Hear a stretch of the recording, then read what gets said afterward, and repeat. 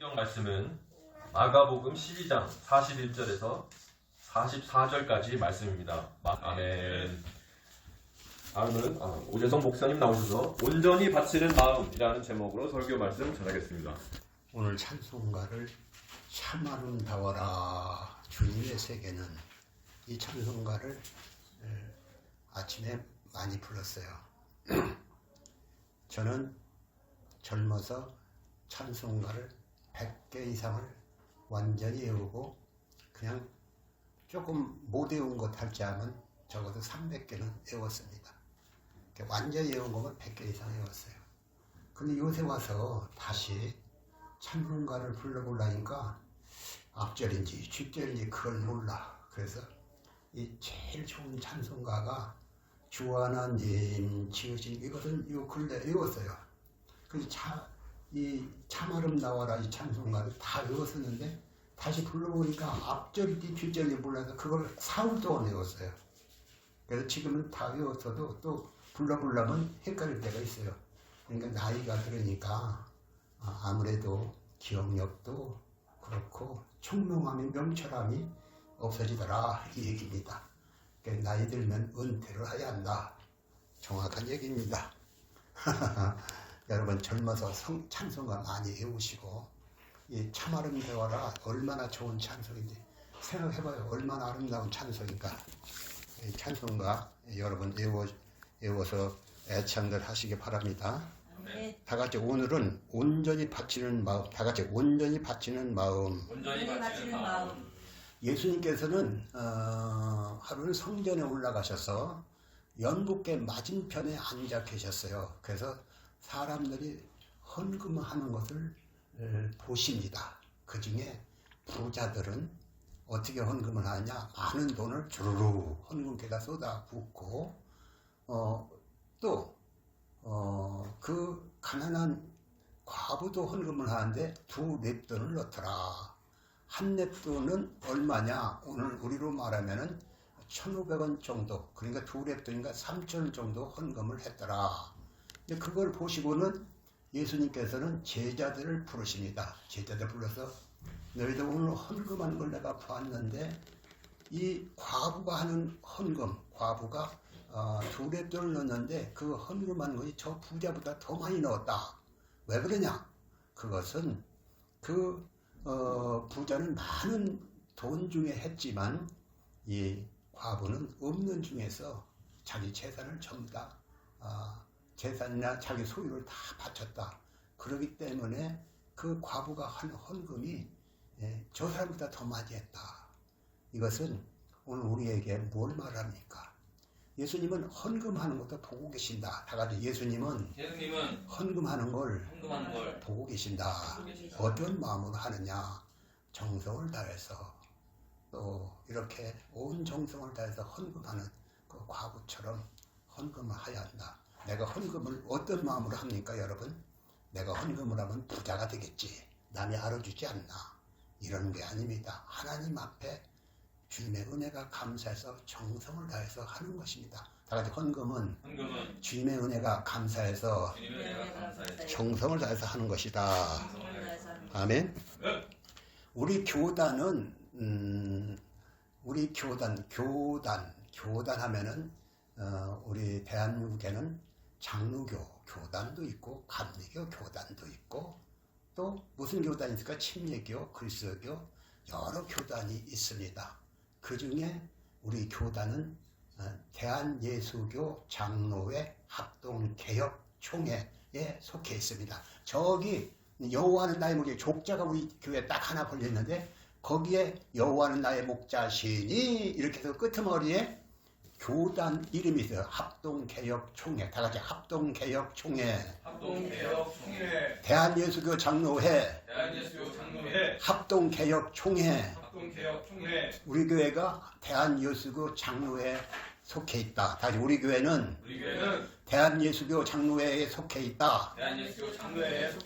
너 무슨 교회 나가냐? 그렇게 물으면은 뭐라고 대답하냐? 난 장로교회 다녀요. 장로교회도 많은데 대한예수교 장로회 합동개혁총회에 속해 있다. 이렇게 말할 수 있어야 합니다. 대한예수교 장로회도 기독교 장로회도 있고 합동개혁총회, 통합총회 별게 다 있어요. 근데 우리 교회는 합동개혁총회, 다 같이 합동개혁총회. 합동개혁총회. 뭐라고? 합동개혁총회. 뭐라고? 합동개혁총회. 합동교육총회에 속해 있다. 근데 우리 교회에서는 태국에 선교사를 파송했습니다. 어디에?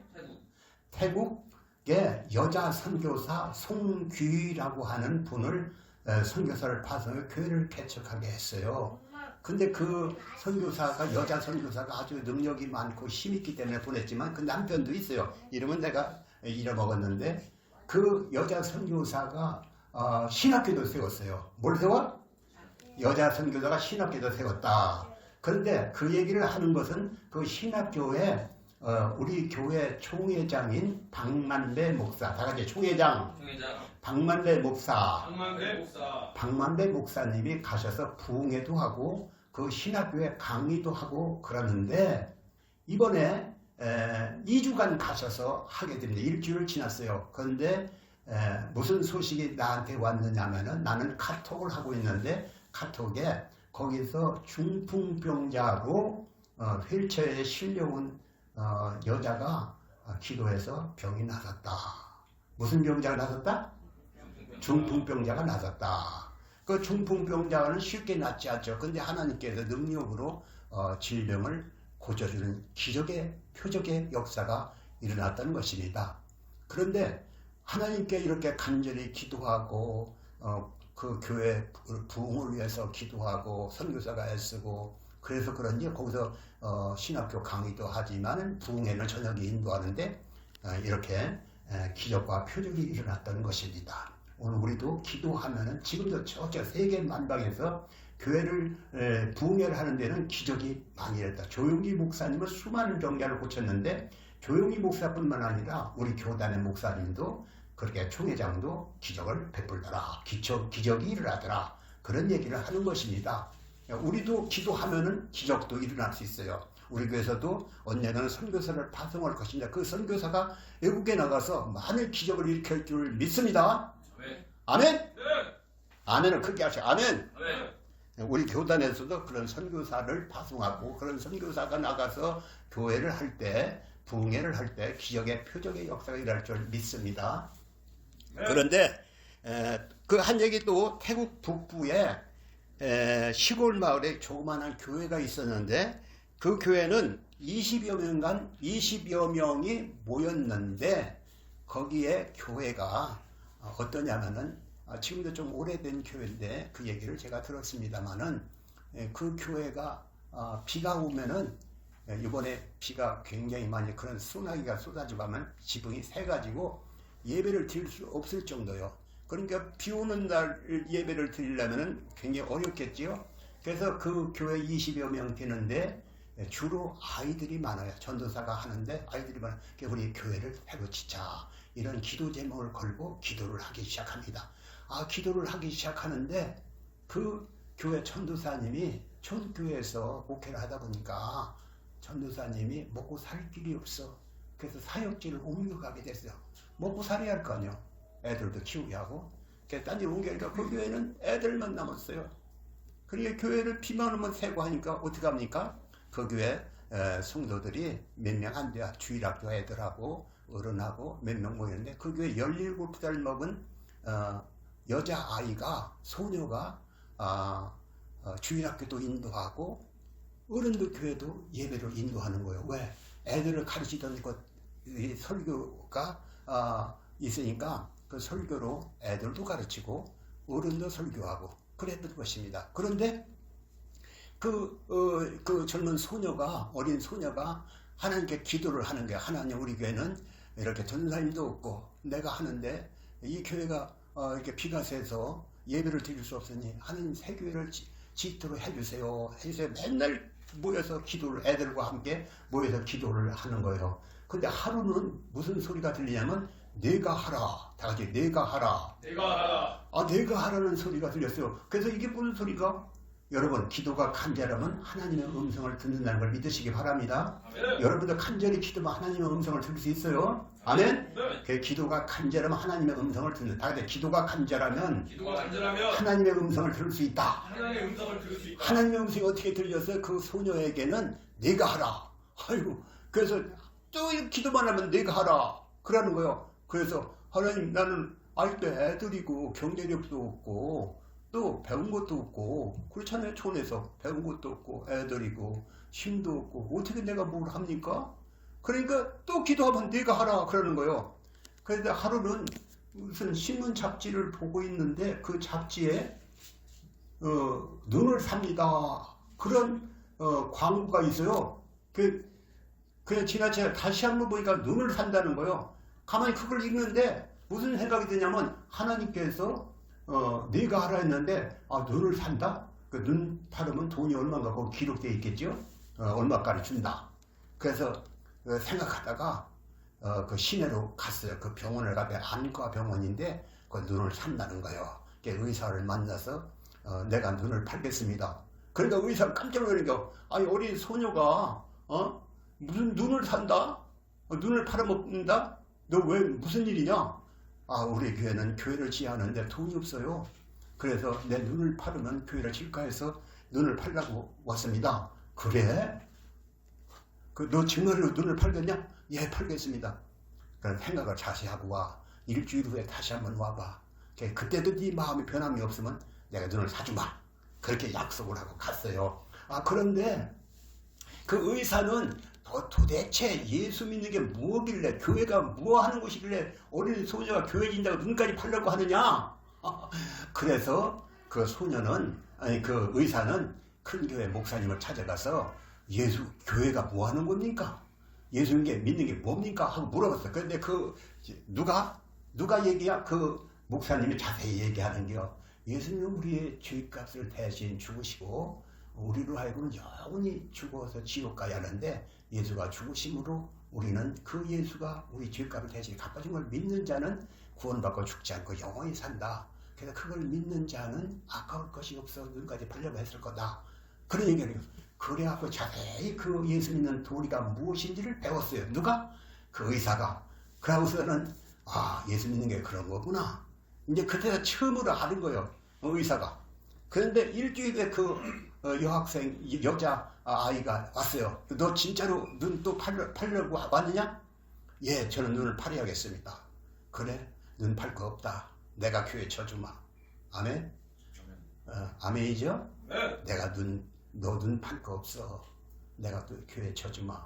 그래서 그 의사가 교회를 새로 그 농촌에 시골에 교회를 하나 쳐줬어요. 그리고 그 의사는 그 17살 먹은 여자아이를 자기 집으로 데리고 와서 뭐냐? 대학까지 가르쳐주고 그 아들과 결혼까지 시켰다. 잘 산다. 그런 얘기를 들은 적이 있습니다. 여러분 17살이면은 주일학교 교사도 하고 어른 설교도 할 수 있습니다. 믿으시기 바랍니다. 그 17살이가 뭘 하겠느냐? 저는 동영상을 그걸 봤어요. 어느 그 교회에서 17살 먹은 어린아이가 애들을 잔뜩 모여놓고 설교를 하는데 애들이 다 은혜를 받는 거예요. 그걸 보고 할 수 있다. 그 어린 여자아이도 할 수 있다. 믿으시기 바랍니다. 네. 여러분들 그러한 그런 믿음, 그런 열정이 있는 젊은이가 되시기 바랍니다. 아멘. 영국에는 유명한 대학이 있는데 그 중에 케임브리지 대학이 있습니다. 다 아죠? 케임브리지. 그 대학에 스터디라고 하는 학생이 있었는데 그는 학교에서 수석을 하는 아주 인재예요. 운동도 잘해. 그런데 학교를 졸업하고 나서는 뭘 하겠냐면 선교사로 나가겠다는 거예요. 출세길이 열려있는 그 영국에서 출세를 하고 운동선수도 하고 박사도 되고 다 해서 사회 유명인이 될 수도 있는데 그거 제쳐두고 나는 저 어디로 가겠다? 중국으로 선교사를 가겠다. 그가 교회에서 은혜를 받았어요. 은혜를 받아서 예수를 아직도 들어보지 못한 수많은 사람이 중국에 가서 선교를 하겠다. 그래서 중국으로 건너왔어요. 건너와서 얼마나 있었냐면 한 10년간 하다 보니까 몸이 쇠약할 때로 쇠약해서 병이 들었어요. 병이 들어서 할 수 없이 고향 영국에 와서 수양을 하고 몸을 치료받고 있는 거예요. 이 몸이 어느 정도 나서니까 아프리카의 선교사가 아프리카의 선교사를 모집한다는 소리 듣고 자기는 선교사 아프리카로 가겠다. 그런 얘기를 하는 거예요.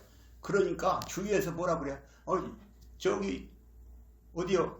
중국에 가서 다 죽었다가 살아남은 사람이 아프리카 또 가겠다니. 아프리카 더 어렵잖아, 중국보다. 그러니까 그 사람들이 다 만류합니까? 만류하지요. 가지 마라. 또 가면 또 죽을 거 아니냐. 그런데 그 사람이 무슨 말을 했냐면은 스타디라고 하는 그 학생, 이제 선교사 같은 사람이 하나님의 아들 예수가 이 땅에 오셔서 나를 구원하기 위해서 십자가에 돌아가신 것이 사실이라면, 그래서 죽으면 지옥 가지 않고 천국에 영원히 산다는 것이 참으로 사실이라면 내가 그를 위해서 바치는 희생은 그 어떤 지나친 희생도 희생일 수 없다. 그런 말을 했습니다. 자기가 뭐 눈까지 바치는 사람도 있듯이 자기 몸 바치는 것도 희생일 수가 없다. 예수가 나를 위해서 지옥 갈 걸 변해 주기 위해서 그 하나님의 아들이 이 땅에서 십자가에 못 박힌 게 사실이라고 내가 믿는다면은 희생을 조금도 희생이라고 생각할 수 없다. 나는 가겠다. 그런 얘기를 하는 것입니다. 또 한 얘기는 어느 시골, 영국의 한 시골에서 아프리카인을 위한 선교사를 의료 사업을 위해서 기도하는 기도와 헌금을 하게 되어 있습니다. 그런데 어떤 소년이 그 헌금께는, 우리는 저기 연국계가 이렇게 바구니잖아요. 근데 거기는 뭐냐면은 저 다라같이 큰 쟁반같이 다라 같은 그런 거예요. 근데 거기를 갈고 사람들이 쭉 가지요. 그래서 이렇게 교인이, 지금은 우리나라는 교회가 큰 교회도 있지만, 우리까지 조그만 교회도 있지만 거기는 큰 교회 사람이 많아. 그러니까 헌금하는 사람 많으니까 다라한테 막 집어넣는 겨. 제가 언젠가 보니까 그 헌금을 하니 그 안에 헌금 돈이 가득 차더라고. 그런 걸 봤어요. 근데 거기도 그 헌금을 하는데 그 어린 소년 앞에 보니까 소년이 헌금 이렇게 들고 가는 그릇에 자기가 올라앉는 거예요. 아니, 내가 뭐냐 지금. 그랬더니 저는 드릴 게 없어요. 그래서 내 몸을 바칩니다. 다 같이 내 몸을 바칩니다. 내 몸을 바친다. 그래서 그 소년은 아프리카 최초의 선교사로 나간 리빙스톤입니다. 다 같이 리빙스톤. 저는 어려서 리빙스톤의 전기를 읽어보았어요. 그가 그 아프리카에서 수많은 고생을 했는데, 그래서 그가 아프리카를 개척해서 선교의 길을 열어왔던 것입니다. 그러니까 리빙스톤이 자기 몸을 바치겠다. 그가 진짜로 선교사로 나가서 아프리카를 개척한 그 유명한 최초의 선교사가 되었다. 믿으시기 바랍니다. 그러니까 성경에는 고린도후서 5장을 한번 읽어보겠습니다. 고린도후서는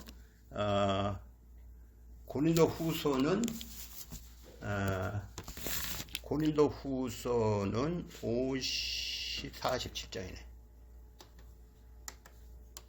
고린도후서 5장 14절 같이 읽어봅시다. 시작. 그리스도의 사랑이 우리를 강권하시는 거다. 우리가 생각컨대 한 사람이 모든 사람을 대신하여 죽었은즉 모든 사람이 죽은 것이라. 저가 모든 사람을 대신하여 죽으심은 산자들로 하여금 다시는 저희 자신을 위하여 살지 않고 오직 저희를 대신하여 죽었다가 다시 사신 자를 위하여 살게 하려 함이니라.